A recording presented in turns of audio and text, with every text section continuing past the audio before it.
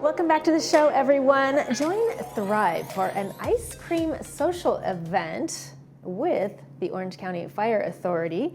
Here to tell us more, I've got Remy Atea, MemorialCare Center, and Sean Doran.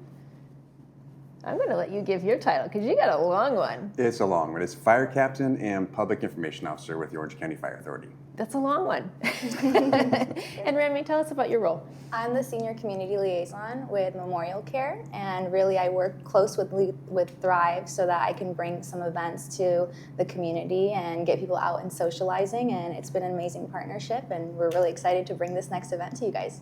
Yes, I'm excited to learn more about it because the topics are great. Ice cream is wonderful. Yeah. But also fire safety is really in the forefront of a lot of Californians' minds because we're constantly faced with events that could be detrimental, as we learned earlier in the year here. So give us a little bit about your background. Are you fairly new in this role? I'm almost about a year into it. So Yeah. I wasn't at the previous one, but we had an ice cream social last year and it was a major hit. So we're really excited to bring it back again. This time we're going to be featuring the fire safety discussion because it's so important to us here in California especially. Absolutely. And one of those things is we want the community to feel prepared and informed and to be able to do that in a fun setting, not just in a scary kind of way, Right. but just a way where we can all come out and socialize and have a good time, have a nice ice cream treat, and also get to learn some new information from the wonderful people at the OCFA. And they're going to bring a lot of great stuff to us, so we're excited about that. Wonderful. Sean, give us a little bit about your background, your history. Well, I've been with OCFA for 20 years now as a fire captain, and then now the last 4 years as a public information officer. And one of the best parts of my job is just this, meeting you, finding out about new events in the community, and really being a part of the fabric of who we are, because we have the opportunity to serve 23 cities, plus all the unincorporated areas, almost 2 million people, almost 80 stations. So for me, I worked at Station 22 down the way here for Laguna Woods, so it holds a place in my heart to be back here to talk about fire safety with all the amazing residents who are here. Absolutely.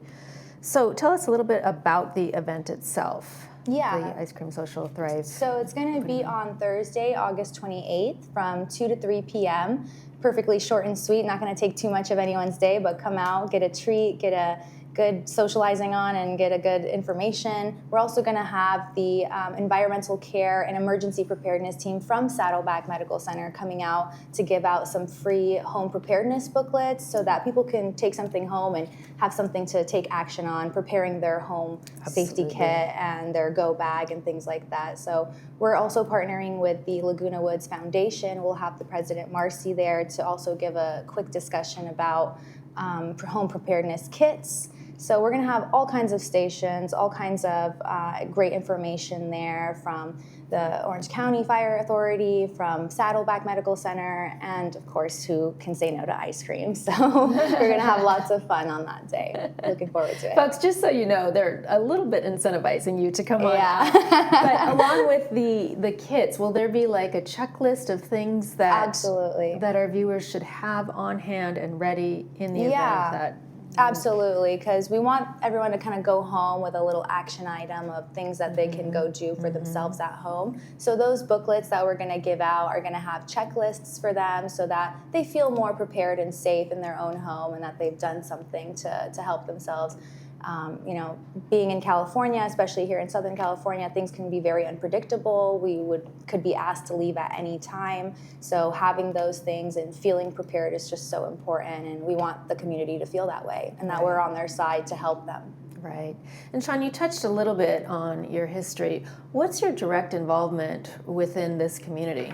Well, I serve the entire Orange County Fire Authority's jurisdiction, if you will. So I am a tool of service to all of our partner organizations, the communities we serve, law enforcement, fire departments. So we basically are one of the communication hubs to make sure we're all on the same page. We communicate the messages together, because that's one of the big things is having a consistent, unified message going out to everybody so there's no confusion, because we don't want to come here and attend your ice cream social, have ice cream, and share a message that's inconsistent and create more confusion. So our goal is to come here and discuss especially fire safety which oftentimes we talk about the wildfires we're experiencing right now. Obviously, hit the national news every time we have those, but also home fire safety is paramount as well, because we recognize, we're in a tight community here. As we get older, the risk of not surviving a fire increased dramatically. So we really want to drive home those points of how we can take care of ourselves in the community, talk at these ice cream socials and figure out, hey, what are you doing? If I need help in an emergency, can you be there for me? Contacts, communication, all that is really paramount to home fire safety as well.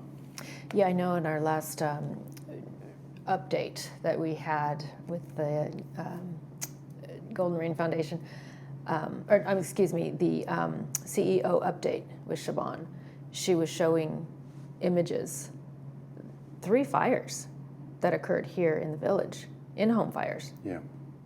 One by a hair appliance. One by hair appliance. Well, and some of the message we share throughout the year, the leading cause of these home fires are going to be cooking, heating, and electrical. And also one of those leading causes is smoking. And so that's kind of in our eyes these days more with cigarettes and e-cigarettes and vaping. It's actually the leading cause of home fire deaths. So while cooking, heating, and electrical cause the most fires, smoking actually is one of the leading causes of fire deaths. So a couple of things we don't have a moment to share about that is just the use and disposal of these. It's kind of surprising to hear that cigarettes cause fires often start on the balconies. So we oftentimes talk about the bedding and sofas and smoking in bed, absolute no-nos. So oftentimes people go outside to the balcony to do the right thing, but then it's discarding that cigarette. So we want to make sure they have a pail of water, a bucket of sand, something to actually discard that cigarette appropriately, not putting it in planters, not flicking off the balcony, dropping it along the sidewalk. Not only is it unsightly, but it obviously does have a chance to spark a fire, especially with the leaves or a wind event comes in. So if we can be that one less spark, one less fire by discarding those cigarettes appropriately, that would be amazing. And then dovetailing back to those e-cigarettes and the vapes, the lithium-ion battery concept, those are actually powered by lithium-ion batteries, which by themselves aren't necessarily dangerous, but the way we use them, the way we charge them, the way we discard them. So we want to focus on treat that as you would any other lithium-ion battery. Don't charge it while you're going to sleep. Don't use different appliances to charge it. Don't charge it when you leave the home. And when it comes time to discard it, take it apart appropriately and contact the local hazardous waste section to make sure those batteries go where they need to. So a lot gets woven in there, but we want to make sure our community members stay safe with things that we can truly prevent. Well, and these are things that you wouldn't necessarily even think about. Yeah. Unless they were brought to your awareness and attention. Absolutely, they seem so innocuous, right? It's just a little cigarette, maybe a little pushed out and toss it, or an e-cigarette doesn't seem to hold that much danger inherently, but we see it every day in the news, and we know by the statistics that they actually are causing fires and home fire deaths. Well, I mean, isn't that the reason why Laguna Beach adopted the ordinance, no smoking in the entire city? That could be. I don't know enough about the ordinance, but I do know they are one of the cities that does do that. So taking a step back from that, if we're not at that point, what can we do? And I think it's just the awareness we're talking about, which at this ice cream social will be a great place to talk about that and encourage each other.